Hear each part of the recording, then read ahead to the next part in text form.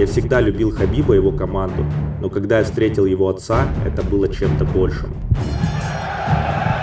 Знаменитый американский актер Жан-Клод Ван Дамм на своей странице в социальной сети Instagram выразил соболезнования Хабибу Нурмагомедову.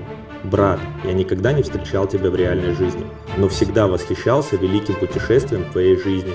Молюсь за тебя сейчас, во время твоего благословенного пути в рай.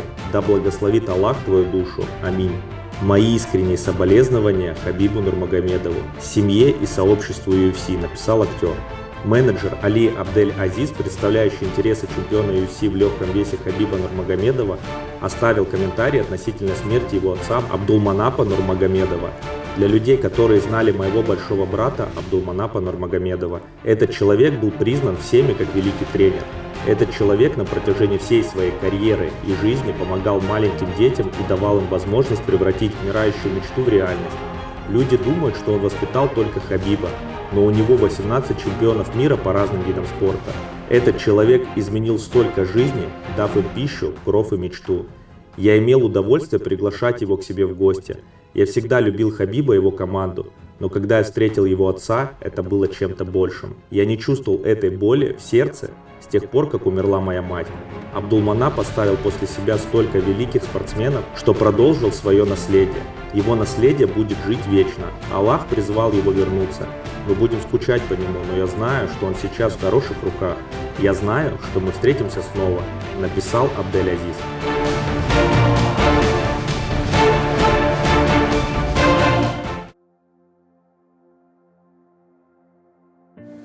Нам неизвестно, сколько человек проживет. Мы должны быть готовы сегодня, завтра, чтобы нас понесли, хоронить. Мы должны быть готовы к этому. И ничего страшного в этом нет. Мы в мир приходим и уходим.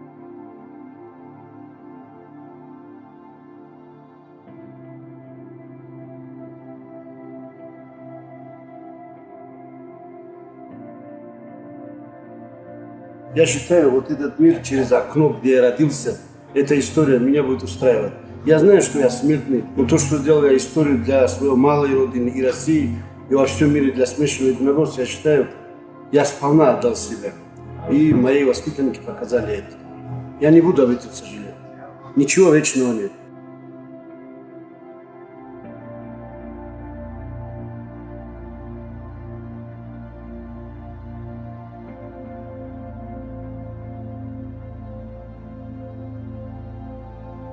Моя работа, она заключается в том, что я тренер. Я должен быть не только в зале тренер, я должен быть полезен во всех аспектах, которые провожу вместе с ним. Я должен его, если он молодой, маленький, еще в возрасте, скажем, до 15 лет, я должен настраивать его на учебу, к дисциплине, к уважению.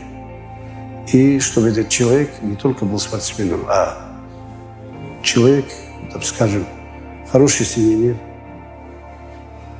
допустим, хороший специалист. Не только же в зале заканчивается жизнь его. Не все могут быть чемпионами.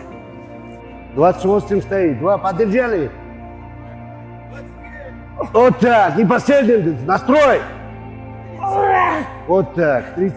Сегодняшний чемпион пока, двигаемся. Положите эту грушу вот сюда.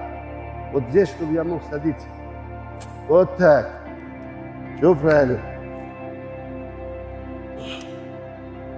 Я на своем помосте. Вы работаете.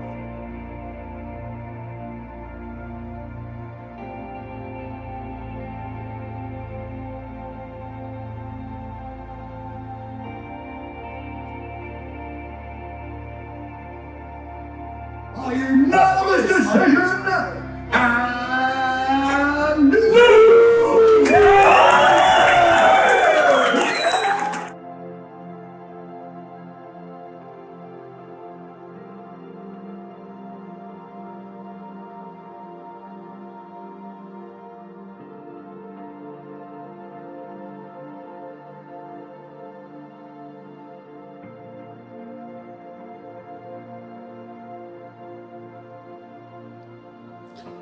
Ну, обычно человеку отпущено 65-75 лет средь.